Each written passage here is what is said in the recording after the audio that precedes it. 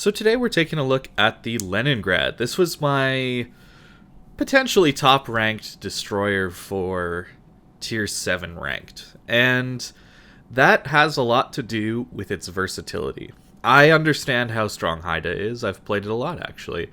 And I actually have a couple games that I might show one of the Haida games that I had as well in the future.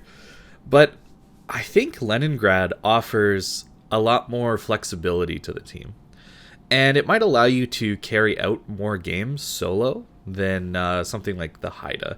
Haida is, of course, very focused on cap control, which is obviously incredibly important and very, very strong. But Leningrad has the ability to essentially deny the entire enemy team from pushing in that easily with its guns, torps, and just ability to go into positions very quickly.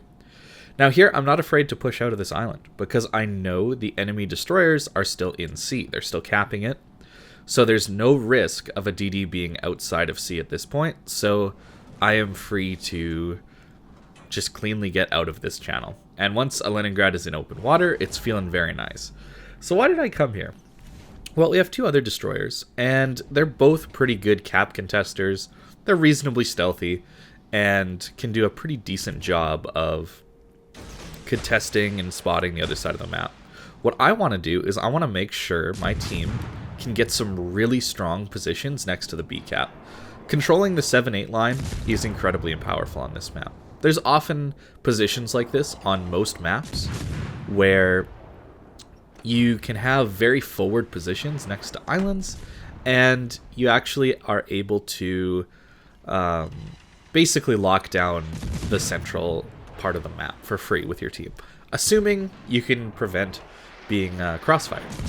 So that's what I'm doing here. I am preventing my team from being crossfired. I'm providing a lot of spotting. Something I want you to notice as this game goes on is just my spotting damage. I'm not going to get the most amount of just actual damage, but my spotting damage is going to be insane this match, because I am spotting for an Atlanta and a Scharnhorst, and potentially my Florida, as well as Nelson up north, right? So this is very, very valuable. And most maps, you do have the ability to play like this. There's usually a flank that you can go down. There's usually some position you can take where you can use your speed and actually really good concealment for a Russian gunboat.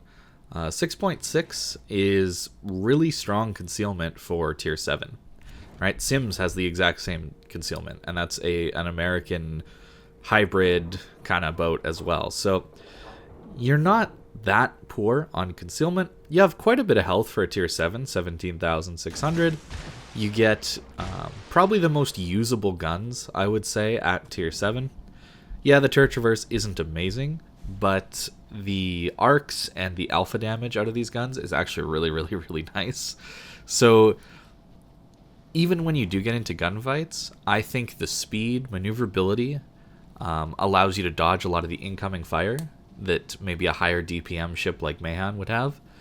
And your guns just hit so reliably, right? You hardly have to lead very much, and you're guaranteed hits, it seems like. So playing a Leningrad like this, coming in and torping, because you do have usable 8-kilometer torpedoes that deal some pretty decent damage.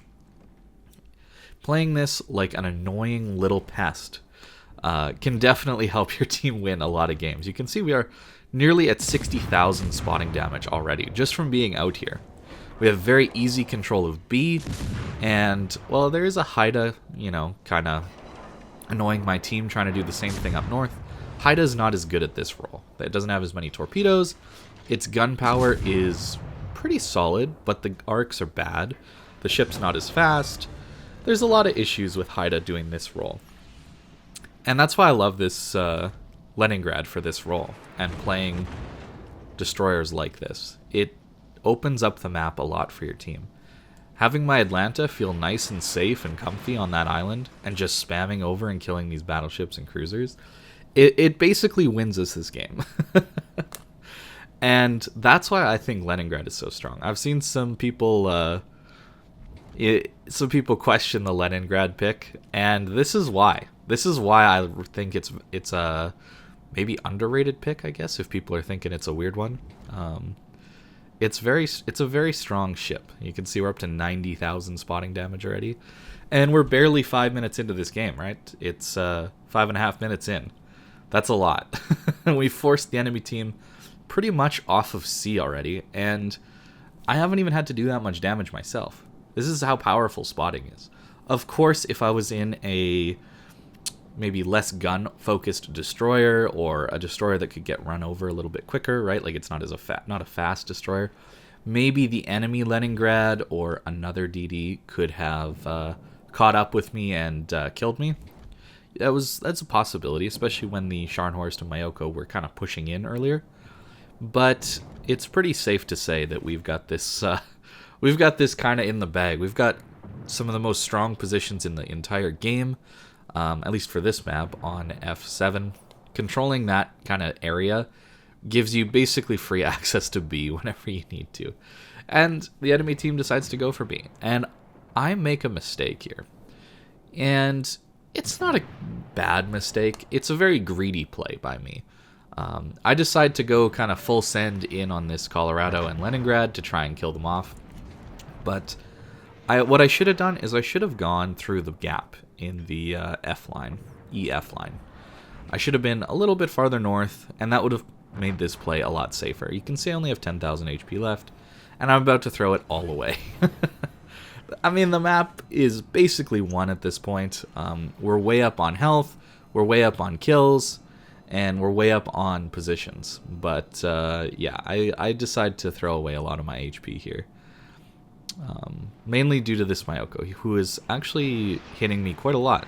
And props to him for being able to hit a Leningrad. It's not easy. The ship is very maneuverable, and it's very, very fast. So, I'll smoke up here, and, well, I should have gone forward a little faster, because we get absolutely slapped. This was definitely a mistake. I should have gone through the little channel, and then torped the Colorado from relative safety, and then I probably would have been okay to, well, not die. I fortunately don't die, but I would have lived on more HP, and I would have been able to attack the Haida later on a lot more. But there you go, we get up to 60,000 damage, and we're already at 137,000 spotting damage. Yeah, I think spotting, I wish spotting was rewarded a little bit more. That would be really cool, because it is so powerful. It's obviously rewarded with wins, right? Like, I'm getting a win here. But if you could get more experience or some more credits or something in the game for your spotting damage, I think that would be cool. Maybe not reward it quite as much as actual damage on enemy ships, but maybe 50% of the experience reward. I don't know. Something like that would be cool, because spotting is so powerful, and you can see how well it worked out in this game. Our team was just able to control the center of the map. I didn't allow basically anyone to run up on our Atlanta and kill him off. And yeah, it made this map quite easy to get a win on. And that's why I like Leningrad. It feels very versatile to me. I can play the gunboat role, I can burn down battleships, I can use even armor piercing against cruiser broadsides and get citadels. Your torpedoes being 8 kilometers is actually amazing for tier 7. For example, the Russian tech tree ship, the Minsk, only has 4-kilometer torps, and for whatever reason the ship gets 8. And it makes this ship very, very, very comfortable to play. So we're just going to hide behind this island for a little bit until our Udachi comes and spots the Haida. There's no point in throwing my ship away at this point, even though we've basically won the map. I don't really want to give this guy a free kill. And yeah, that's why I like Leningrad. I know it's not necessarily the standard pick. I think Haida is pretty universally the best destroyer for contesting caps, just because of its concealment. It's 5.7, I believe, and that's pretty amazing with the amount of gunpowder that Haida has. Yeah, it's very, very strong. A crawling smoke allows it to kind of move into caps that normally you wouldn't be able to get into. Hydro, of course, keeping you safe from torpedoes. It's a very, very good destroyer. I'm not saying it's bad. But I think Leningrad is a more fun ship to play and makes a more interesting game, perhaps, to watch. You'll see in the Haida game, if I decide to post it later this week, that I do basically no damage, and all of the time that I'm doing in Haida is just running from one cap to the next, constantly pushing the enemy destroyers off, spawning them for my team, getting a little bit of chip damage, and just constantly capping points. I think I got 3 or 4 solo caps in that game, in one of those games, and that's another good way to win the game for your team. And there it is, the last kill. We do end up getting the Haida, and that was a lot of spotting damage. I believe it was 140,000 spotting damage with 69,000 normal damage, 3 kills. Pretty solid job, I would say. Yeah, nearly 140k spotting damage. That's pretty crazy, I think, for a 7v7. So the build that I'm running on my Leningrad, I think, is pretty standard, I would say, for a Russian destroyer these days. Preventive maintenance, obviously trying to keep your ship alive when you get hit. Last stand, again, keep your ship alive. Survivability expert, keep your ship alive. Concealment is, I think, mandatory for the Leningrad in this ranked season. You do need that 6.6 kilometer concealment to make it kind of into that more hybrid role, allowing you to play that very flexible playstyle. I'm running range. I'm not sure you would necessarily need that in ranked, but for randoms, it's nice to have range. And then I have Adrenaline Rush just because getting that little bit of extra reload is nice. Of course, now that Fearless Brawler has been changed, there's no longer a penalty to your concealment. I would probably say this is a really good one to go for. I just don't have enough points yet, but eventually that might be a really strong one to go for. If you're looking for a higher tier Russian commander, this maybe is not the best one for like a Kaba. You can see I have this for my Grozavoy, which has decent concealment. Kaba, you generally go for the full kind of gun build and ignore concealment.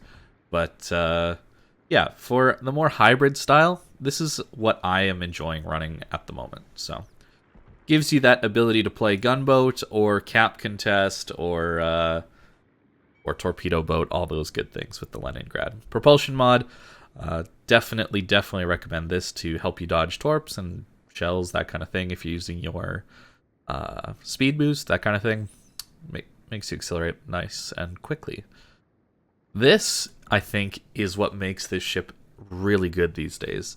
This main battery modification 2 used to nerf your reload by 5%, and now it doesn't. So now you just get 15% traverse speed for free, and it makes the ship far more comfortable to play.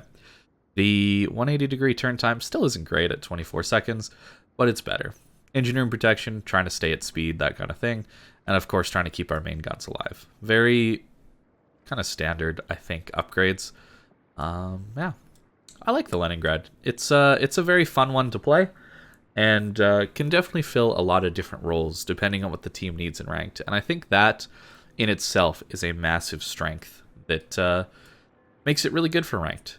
You never know what your team's going to have or who you're going to have on your team, and you never know what you're going to need to do. So having a very versatile destroyer like this is a great option to pick. So thank you guys for watching, and I hope you have a great day.